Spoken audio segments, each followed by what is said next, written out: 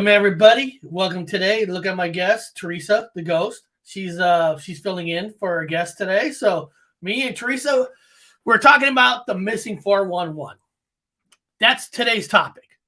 So today's majority of the videos are all missing 411, and at the end I will do a horror talk. Just I'll let you guys know of the movie Men that I saw over the weekend. Let you know what I think of it. Now, before we start, right now, I see a lot of fantastic people in the chat. I'm looking at it right now. North Alabama Cryptid, Bigfoot Anon, Spooky Morales, Daily Dan, Chris Hurley. I'm looking at Mystical, Donnie Cho. If I missed somebody, I think I saw Amber Paraworld. Yep, Amber Paraworld, Hobbs. My flock is everywhere. You're all in here. You're all awesome people. All of you. I thought yesterday's show was kick-ass. Talking about the cattle murders across the country, Australia. But unfortunately, it's probably my lowest view video.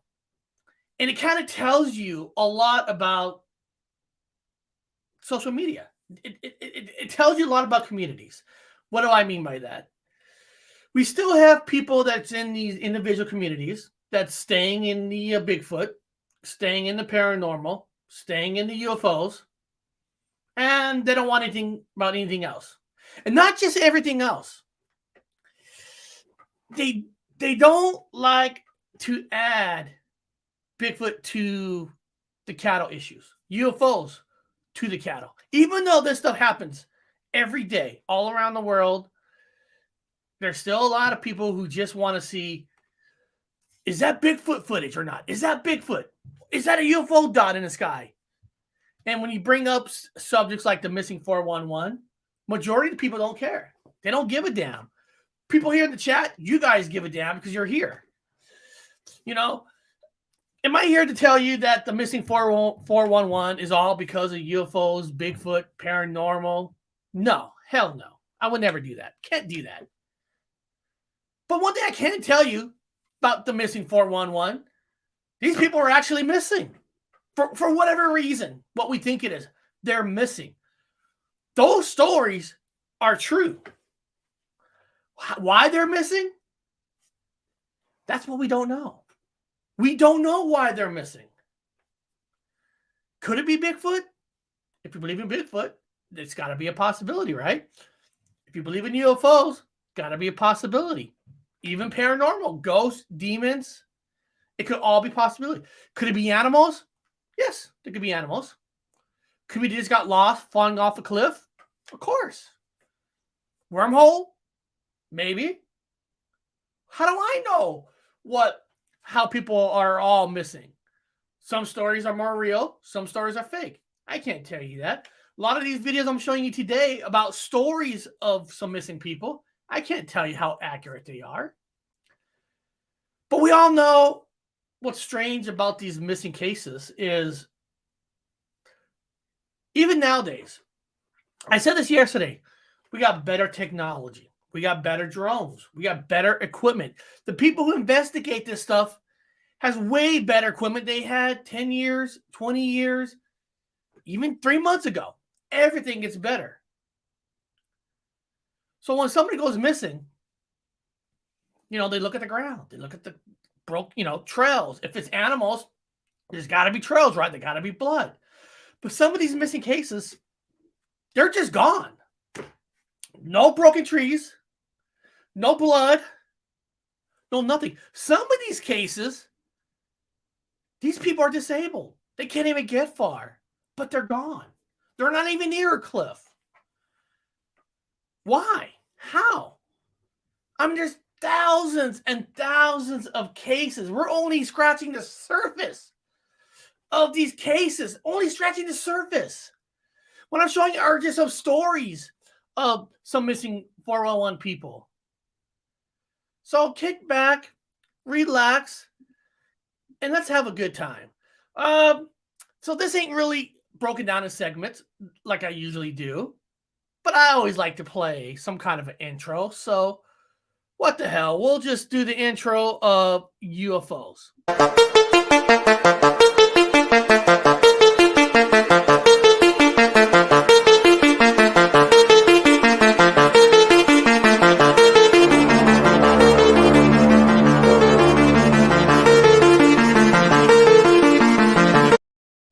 All right. The first video is called Missing 411 Yosemite Cluster Cases. So basically, the video, the guy's just telling stories about like 3 stories. So these are stories. They're not visual. I got some other videos. There's a visual. They think they caught something on camera, but we'll get to that point. This is just some of the stories of some of these missing people. So like I said, the first one is Missing 401 Yosemite Cluster Case. Here we go. Dave Paulides is a former police detective who is now an investigator and writer known primarily for his self-published books, one dedicated to proving the reality of Bigfoot, and his Missing 411 series of books, in which he documents the disappearance of people in the national parks and elsewhere. In this video, I'm going to be going over a couple cases that Dave covered in his book.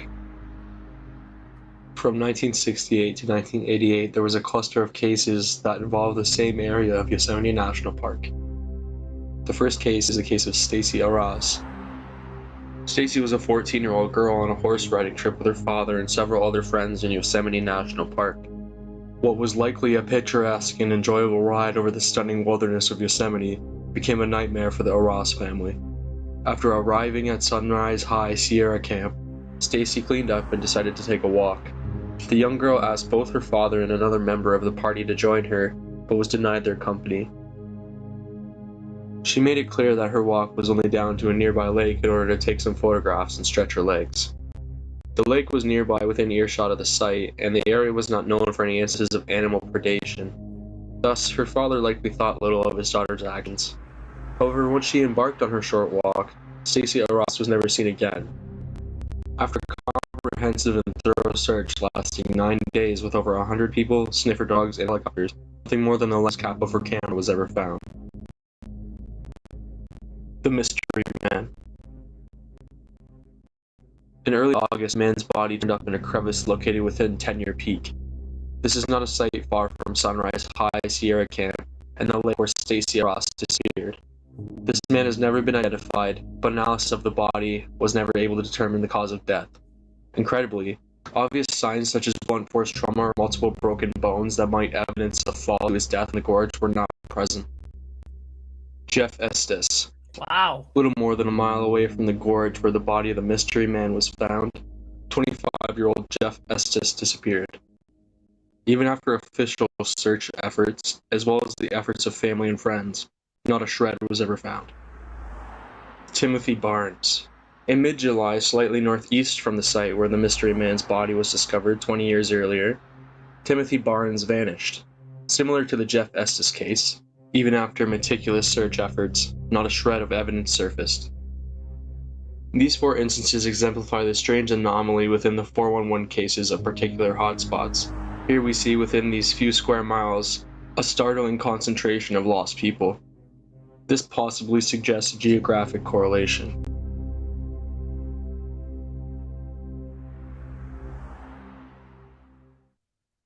All right. So right off the bat, we got some stories from Yosemite. Missing people. Strange. I think they're strange. You know, what happened? Where are they? Okay. Going for a walk. Found the body. No hit to the head, no damage, just dead. This next one is Missing 401 Cave Systems Connection. This is from a friend of the channel, Journey to the Center. Oh, shoot. I'm probably saying his wrong. Hold on one second. For whatever reason, I had all these videos here, but somehow it disappeared off my screen. So I'm wondering, was there somebody breaking into my system? Trying to do it. Here we go. Hold on a second. Journey to the Other Side. Our friend Journey to the Other Side have a video called Missing 411 Cave Systems Connection. So let's find out about this connection. And guys, thank you for being here. I just see Steve Wolf just showed up. Thank you, Steve Wolf, for showing up. The Nona Boss Continuums here. Terry Brown, Deer in the Headlight. Thank you guys for all showing up. So let's check out this connection. Over the past couple of months, I've seen this map being shown and shared around a lot. As you can see, it shows the location of missing 411 reports in the United States on top and the locations of the major cave systems in the United States on the bottom. The instances of missing 411 reports and cave systems line up very closely.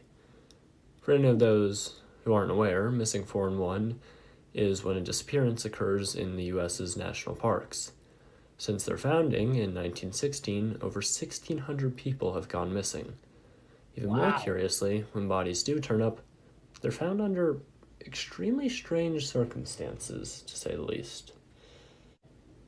The most mundane explanation for the missing people and cave connection is individuals getting lost in the caves and being unable to find their way out.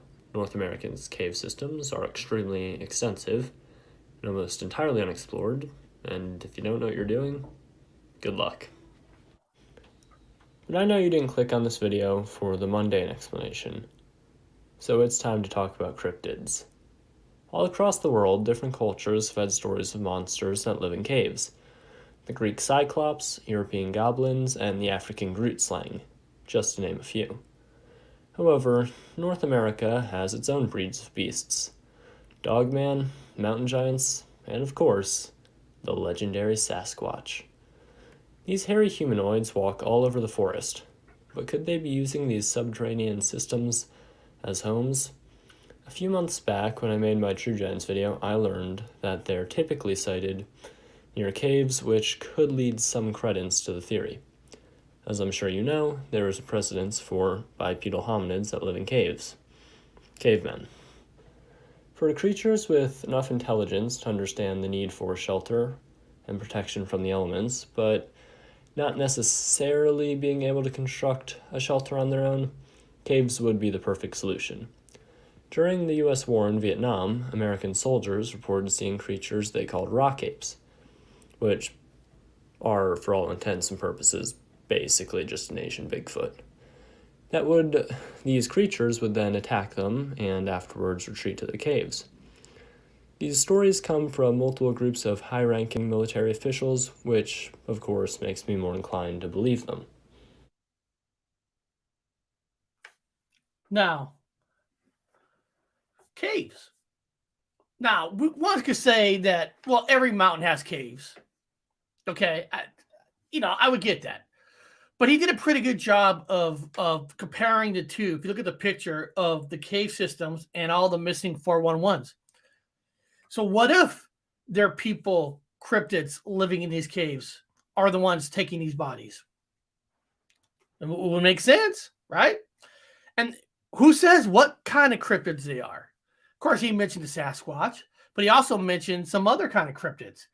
So one of the possibilities of the missing 411, you can't deny that if you're a believer in cryptids, that a lot of these could be from the cryptids. We can't be blind about it. And I'm not gonna say, well, cryptids could be like animals. No. Cryptids, usually we think of cryptids are more highly intelligent than, a bear. A bear is gonna tear up a body. A bear's not gonna have the body disappear like how these bodies are just disappearing. In the Chasing the Truth, Sean G wrote the Mammoth Cave System. The Mammoth Cave System was updated and doubled the estimate square mileage, supposedly 12,000 square miles. That is some awesome information. So are some of these missing 401s are vanishings with these caves because these caves are holding the cryptids? Could be. That's something we got to think about. Wow, I haven't been to the Mammoth since the folks took us, the kids, in the mid-70s. All these stories they're so interesting in so many different ways. Let's check out this next one. Utah missing 411. Okay. Utah missing 411 case location. So now we had Yosemite. We had a map connection between the missing bodies and where all the caves are that we could say that are probably holding the cryptids. Just saying. So let's check out the Utah cases. This is a structure I found on the way to this lake in the UN, is where one of the young boys from the book Missing 411 was found. And the reason I'm showing this one, so he's on the way to studying one of the missing 411, and he finds a hut built. Now, it could have been done by humans. I'm not saying it's not. It's not. But it is known, if you study anything about the Sasquatch and stuff, these things get built. I'm not here saying it is a Sasquatch, but it is kind of cool in a way. On the way of him go investigating a missing kid, he sees that. Now, could have he built it and trick us? Well, yeah, of course. I mean, I'm not gonna say that's not true, but what if he didn't?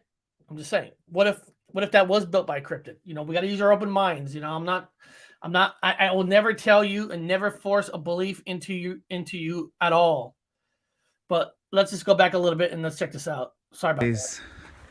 From the book Missing 411 was found 5 miles from his scout camp, and I came across this, so I'm going to show it to you. It's made out of a mixture of trees, aspen and pines. I'll give you a 360 of this cool little structure. All of the aspens have been placed top down with the branches up.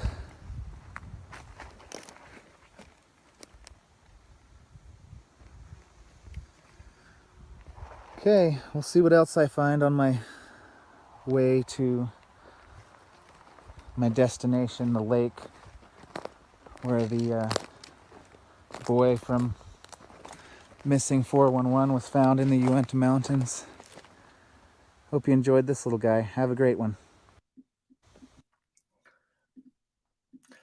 All right.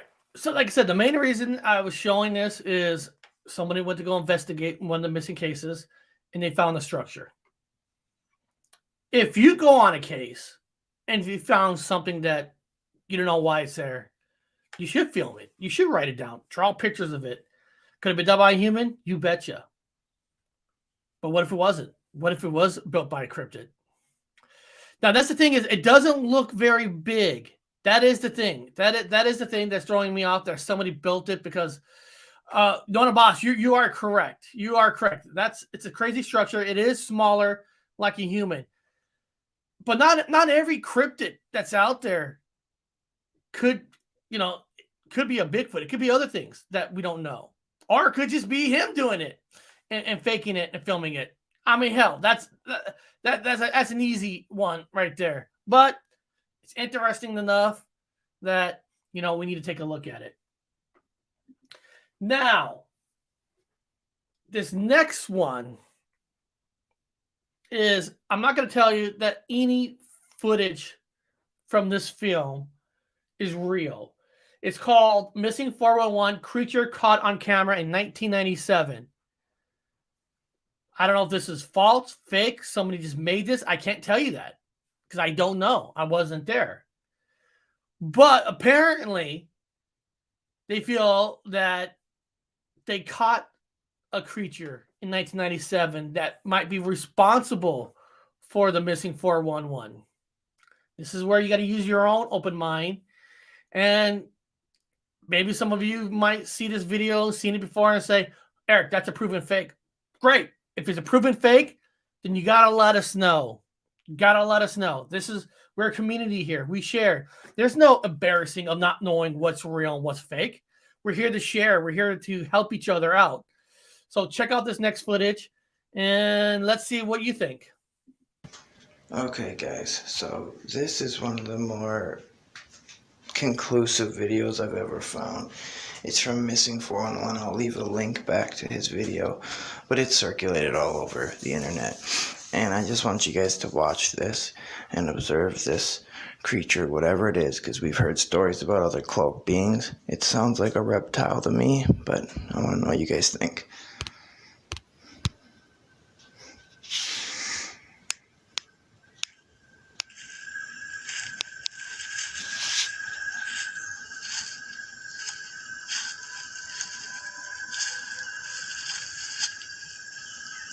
Now, this was in 1997, mind you. So it would be really hard to fake this, and you can tell this is old, grainy footage. Either that or a really, really cheap phone.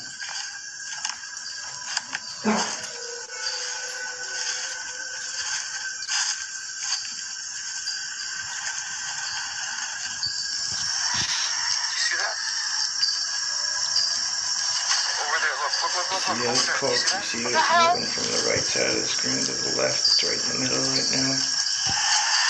There it is. You're right there. It's fading. It seems reptilian when you see it hissing. Right there. Wait. I don't like this. You see that? Right there. Look. Oh my god. You can hear it hissing at the same time. That's not an animal.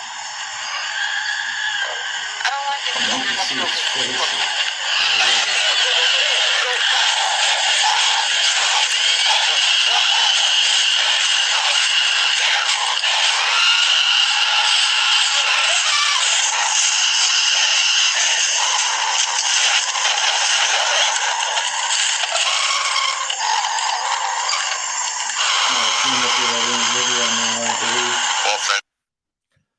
Now, I'm not here to tell you that's real or not. I can't do that because if I'm not there, I'm not there. But the thing that they saw was cloak. Now there's a thought process on the Sasquatch that the Sasquatch can cloak. I personally believe that the Sasquatch can camouflage with the environment. Kind of like Predator, in a weird way, kind of like Predator. It's why we can't really find him and see him. Now I'm gonna play that part again, not the whole thing. I'll put it right back in the middle. And now you kind of know what you're looking for. I'm gonna play this again, and like I said, I can't tell you the origin of this footage. Can't tell you that. But it's interesting. See this one a few times. Can't explain it. I'm not sure about it.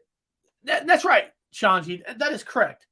We can't be 100% sure about it. But it's interesting enough. And, we can have discussions about it. So let's see that half apart again. Here we go. See right there. You see that? Over there, look. See this quote? You see it moving from the right side of the screen to the left. It's right in the middle right now. There it is. It's fading.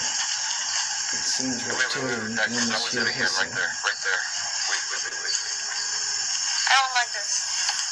You see that? Right there. Look. Oh my god. You can hear it hissing at the same time. That's not an animal. I don't like it. And you can see its face.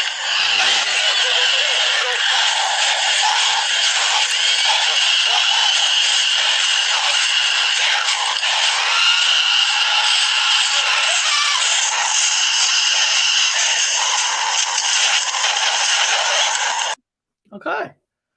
So I thought that was interesting. Like I said, it's up to you what's real or not. Listen, a lot of you who's in the chat saw the one video that I did where when I asked something to move and the screen came down right on air.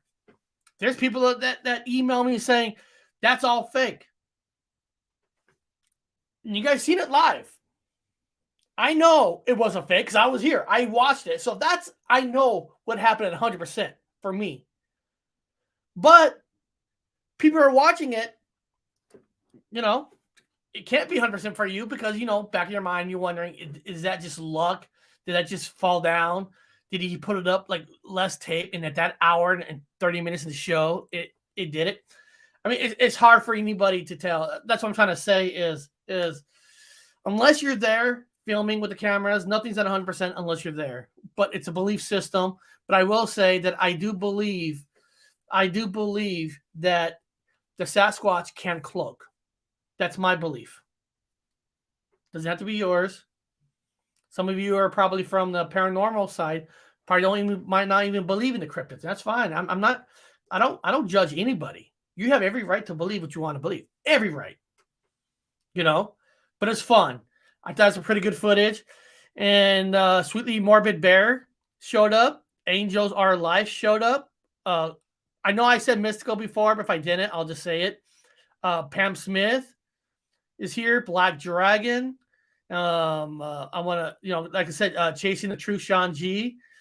Jody. What's with the scary sound? Can't tell you. Don't know. It's just a video footage, and I thought it was interesting enough because it's supposedly part of what they think is what people are missing, the 411. Unidentified S4. Anthony's here. So beyond that, okay, guys. So we're going to move on to the next video. Here's another missing 411 creepy children disappearance. So this missing 411 is about children.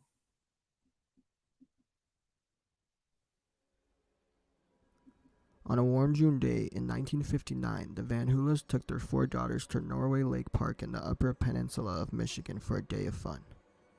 Their 3-year-old daughter, Carol, played happily in a large field of the park near a thick tree line. Around 6 p.m., Carol went missing. Within 1 hour, 500 people, helicopters, and search dogs were looking for Carol throughout the entire night. 13 hours later, around 7 a.m. the next day, 2 searchers heard a faint cry. Following the cry, they broke through thick underbrush a mile away from the lake and located Carol on a small dry spot in the center of an impassable swamp. 9 months earlier, 4-year-old Kenneth Scott also went missing from the Norway Lake area and was located 2 days later, deceased 15 miles away in higher elevation through the same thick forest and swampy terrain. How did Carol travel the 1 mile where she was found and end up on the only dry spot in the center of a deep swamp? How did she do it in the middle of the night with 500 people looking for her? Good question. How did Kenneth travel 15 miles in 2 days through the same terrain? Is it a coincidence that the 2 children went missing in the same area in a 9-month period and were found in places that would be impossible for them to get to by themselves? How do you answer that question, right? That's a damn good question.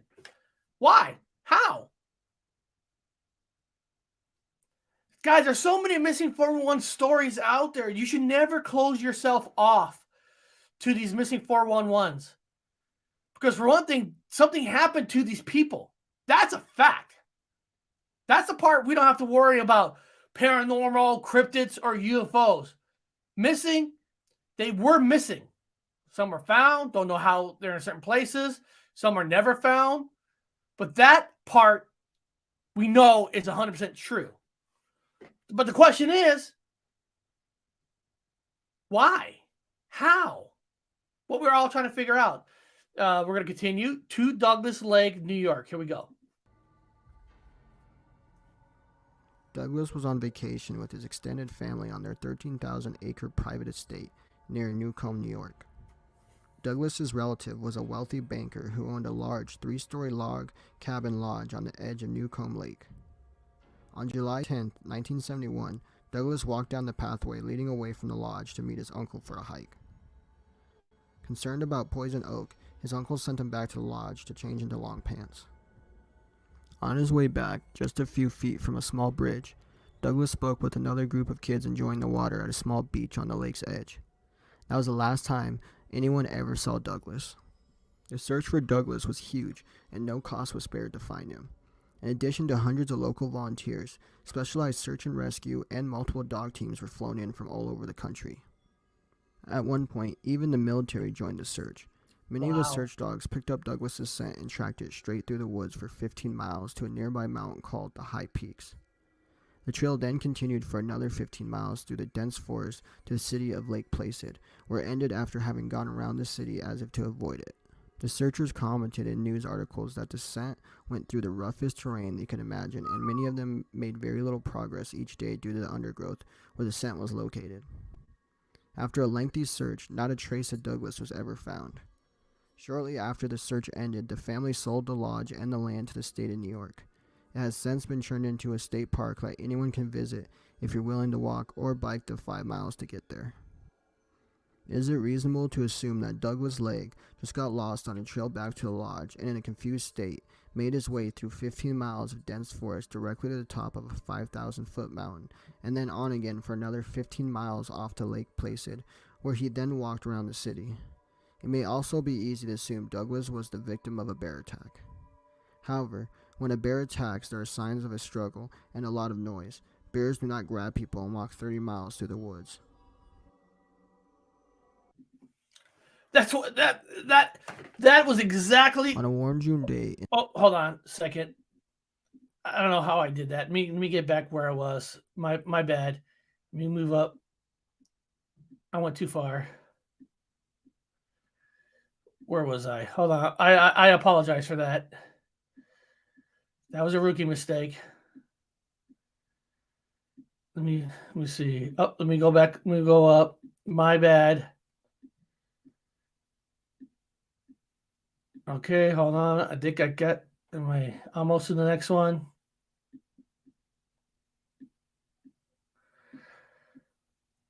Or was that it? Oh, that was it. That was it. My bad. My bad. Again, animals, right? 30 miles away, a bear is going to just disappear a body, and 30 miles away, guys, you know, I know sometimes we all want to pick the easiest thing. Oh, it was an animal. It was an animal. It was an animal. Like these bears and stuff, all of a sudden they have magic powers, you know? They could just take a body and float away, take them 30, 60 miles away, and then do whatever they do to them out there. Magically, these bears, these animals, all these. Dude, these are weird phenomenon stories. You know, where are these people? What's going on? Now, this next one is Canada, in Canadian. Missing Canadian skier found. I'm sorry. I almost went too far. This one is the missing 401, a guy named Paul Fulgate. He's supposed to be a trained ranger, not ranger, but park ranger. So let's check out this guy's story. I know, right? Deer in headlights. Those damn bears. They're just magical. They could poof a body away and drag them 30, 60 miles magically without even leaving trails in the woods. Magically, just magical. Not your average overage bear. Boo boo. I like Terry. That's a good one, Terry. That's a good one. I like that one. So let's check out the story about Paul Fulgate. Paul Fulgate was a great national park ranger. He had worked 20 years for the Park Service and was a bit of a rebel by having long hair and a beard. In 1971, the Park Service terminated him because of it, but he got the ACLU involved and won his job back. At the time he went missing, he was the temporary superintendent of the monument because the actual superintendent was gone. He told the other park rangers at 2 p.m. January 13th that he was going on a routine check on a trail leading to a new 400-acre part of land that the park had acquired called Fairway Ranch. He had also told the other staff members to close down without him if he wasn't back by 4:30 p.m. They thought nothing bad would happen because he was a very smart and seasoned park ranger. It also was broad daylight and the trail was well marked. It was also supposed to be a quick hike, and he didn't even take his radio with him. He gave a wave goodbye, walked out of sight, and that was the last time he would ever be seen again. When he did not return on time, a full-on search ensued. Like many other 411 cases, there was tracking dogs, aircrafts, and hundreds of law enforcement personnel. They first searched the trail leading to Fairway Ranch, the trail he had taken, but found no trace of him. The search then expanded. They meticulously combed 17 square miles of rough and rugged terrain multiple times with no luck. Law enforcement became desperate and posted a $5,000 reward, which turned into $20,000. None of it produced any leads. Paul Fugate is the only park ranger in the files of the Park Service where the ranger vanished and was never found, and there is no evidence of where he is. No evidence. No nothing. Just vanished. And, you know, he's a park ranger. He's got more training experience than most people. Why is he just vanished? No evidence. No anything. What happened to him? I mean, it's one thing if it was me. I'm not a park ranger. I mean, I was in the military, so I'm not fully. I went in the mountains my whole life, so I know how to live off the land somewhat, you know. But beyond that, this guy's a park ranger every day. He has stuff on him. But gone, without a trace. Does he owe money to a bookie? Did the bookie take care of him? Maybe. Could be a possibility. He could have been a drug addict and maybe he owes a drug dealer money. They made him disappear. Maybe. I don't know.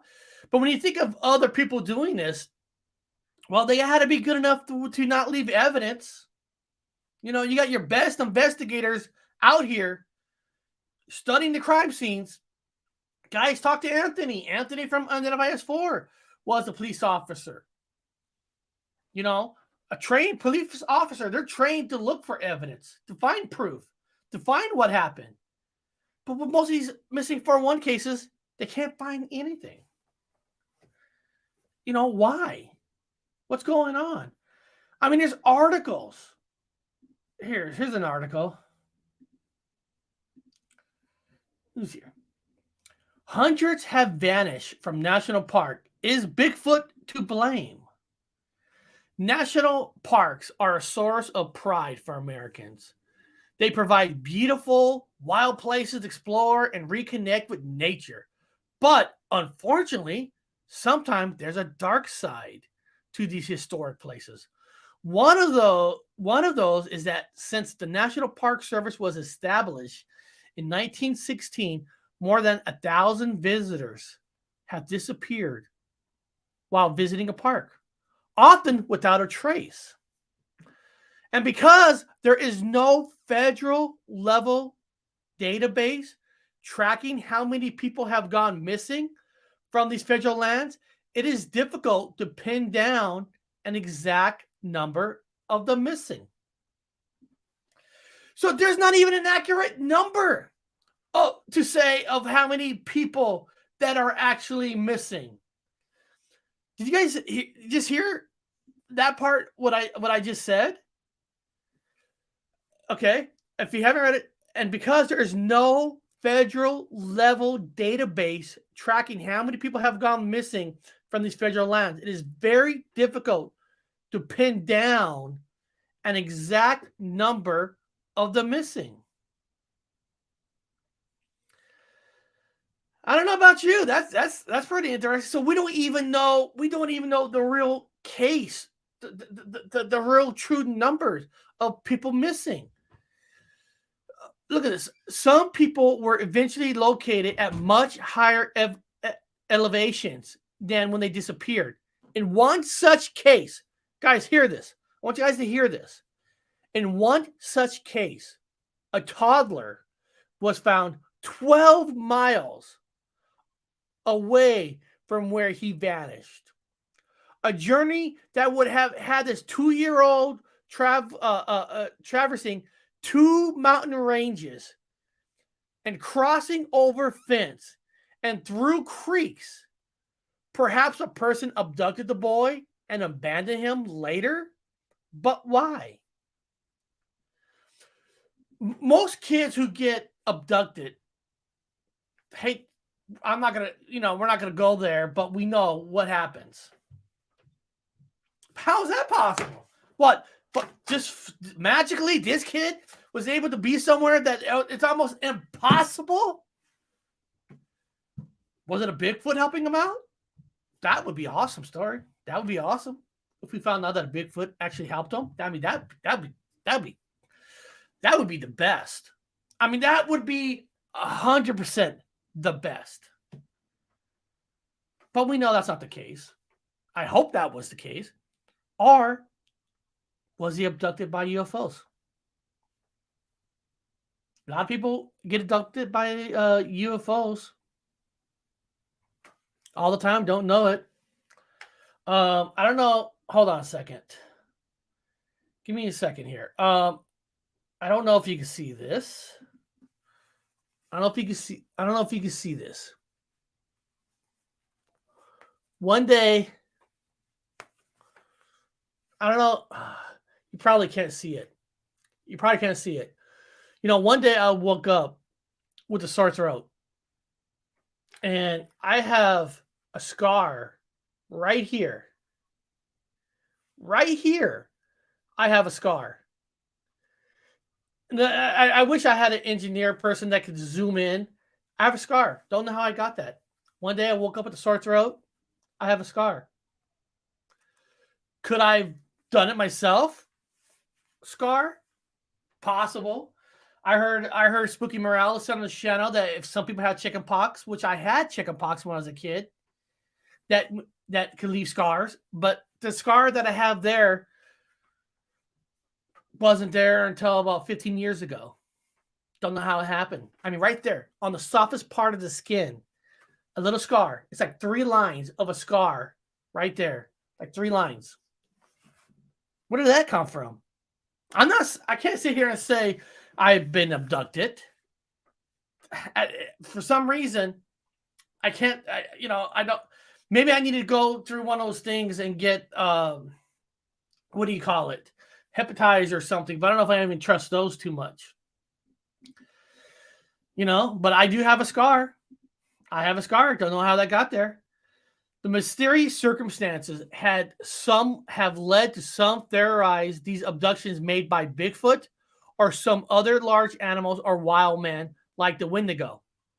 One family recount a story of watching a little girl walk into the forest only to vanish without no trace. Could these people have come upon portals to other dimensions? Some think that's a possibility. That is a possibility.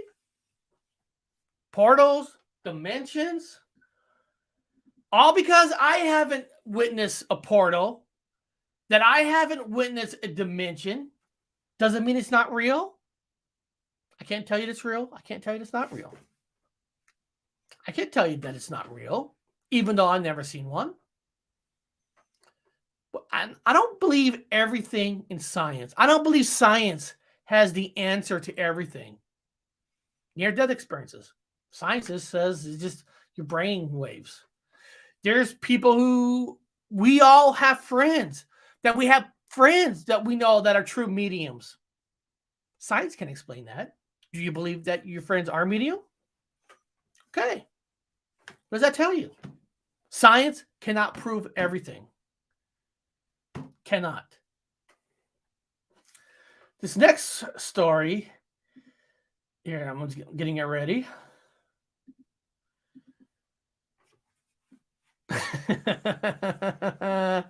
Oh, my flock is everywhere. Yeah. That was on another show talking about naked. Yeah.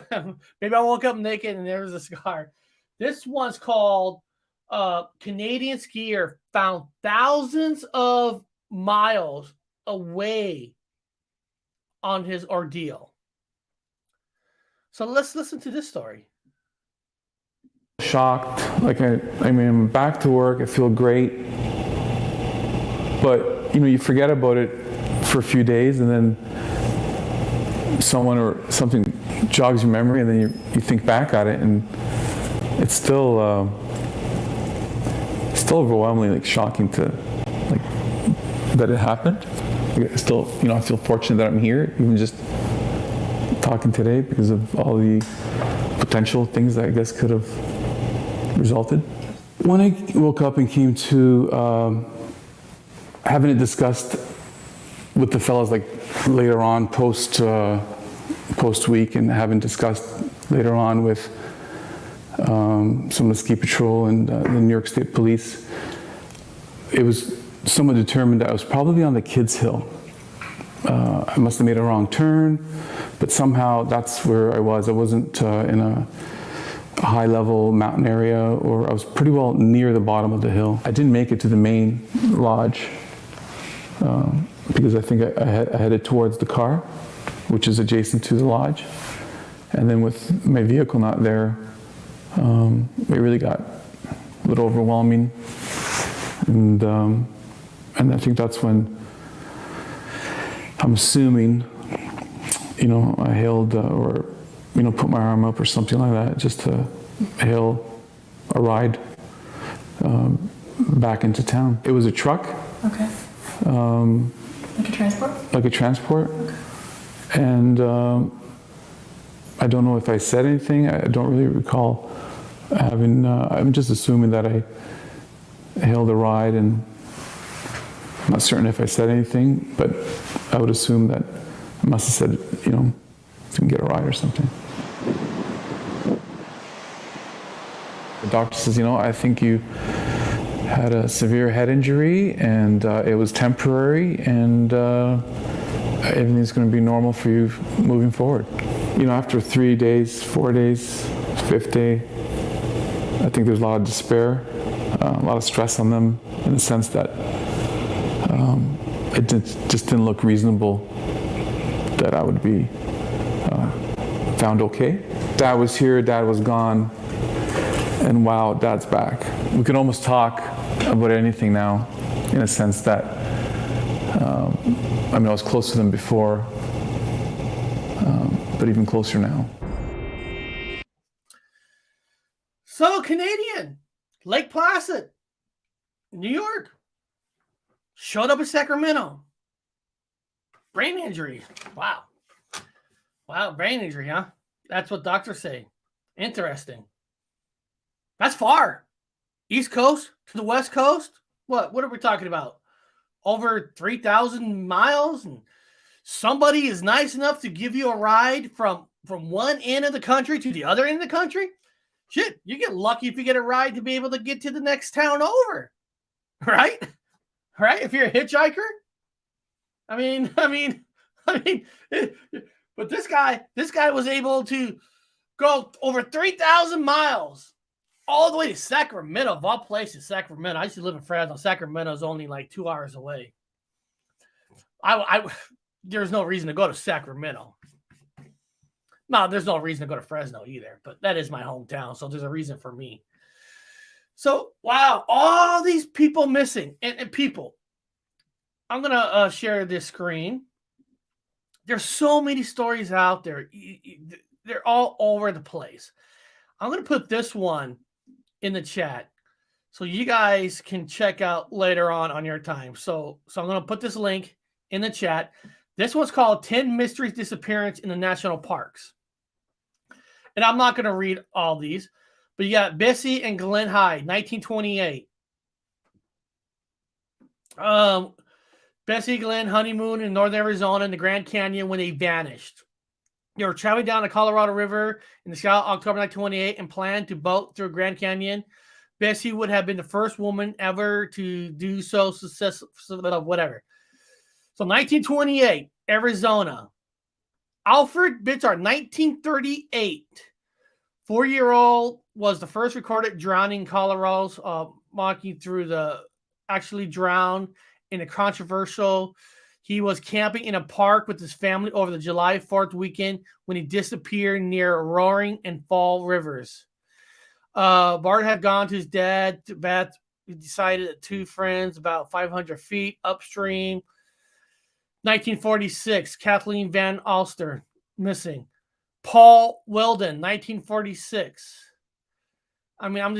Guys, I'm not gonna read all these, but I'm just saying there's stories all over the place about none traceable. Larry Jeffrey, 1966. Number 8, Dennis Martin, 1969. Oh, that's a beautiful area. Douglas Legg, 1971. John Devine, 1997. David Gonzalez, 2004.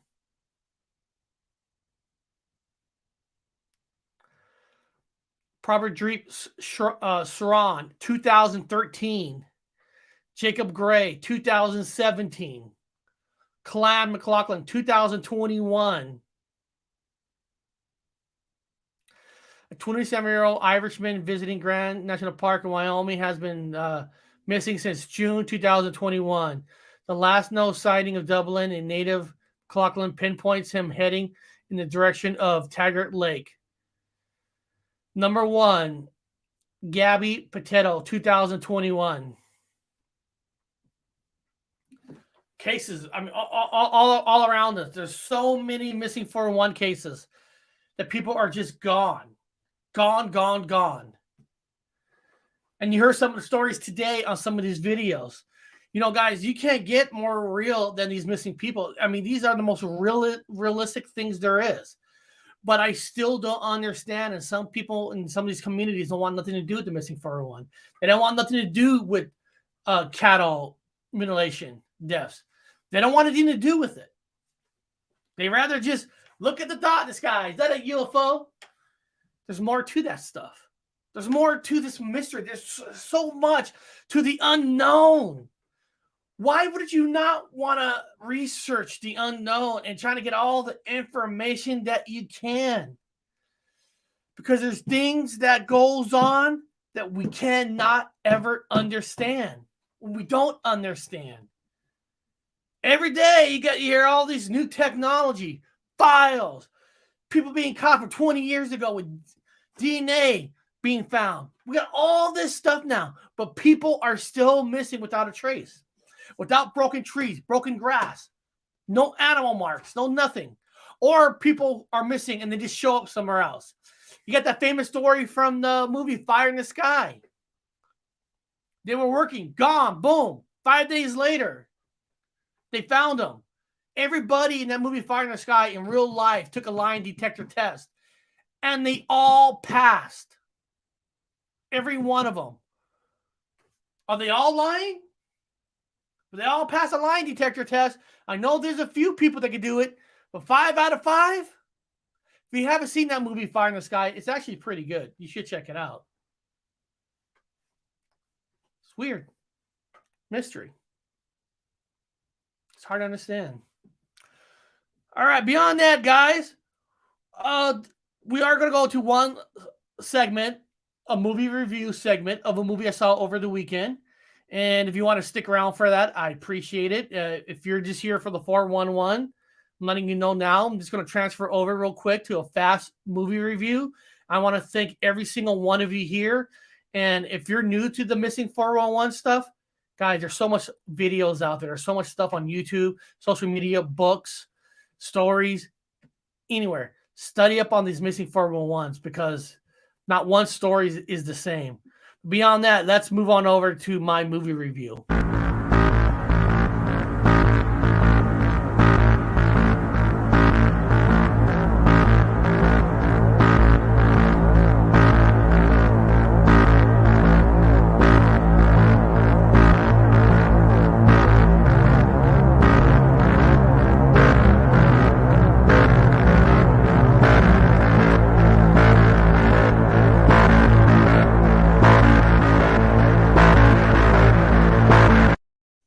All right, guys, real quick. Over the weekend, I went to a horror movie that's called Min, horror thriller. It's a movie that's done by Studio A24. And, you know, the week prior, I went and saw that movie Firestarter, which is a piece of shit. Firestarter was a piece of shit. And they should be ashamed of themselves. That channel, I mean, those people should be ashamed of themselves with Firestarter. They already had a movie made once in the 80s. They had a preference, to make something. But I went and saw this movie called Min. Okay? Now, it's about... I can't even tell you what's it about because it is so freaking... this movie's out there. Now, if you are a hardcore A24 fan, you're probably going to love this movie. For me, I hated it. I'm going to come out and say it. I hate it, man. 2 bad horror movies in a row. Bad. I hate it, man. And I actually wanted to leave. I did. You know, A24 made that awesome multiverse movie this year. One of my favorites. So I thought, you know, men, okay, you know, creepy people, all right. All these, look at these psychopaths here. All these crazy men. Okay. Hated it. Hated that movie. Holy shit, I hated it. I really did. I really hate it, man. I'm sorry. I know if you're a hardcore A24 fan, you're going to like it. I know it. And man, somehow dropping bodies out of their body with certain body parts just appear on them. I don't know. Jody, Repo Man with Emilio Estevez is a badass movie. Plain and simple, badass movie. If you want a recommendation tonight to go watch a good movie, movie in the 80s called Repo Man. Fantastic movie. But I'm just giving a fast review. The movie, man, sucked. I hated it. I didn't like it. That movie's not for me.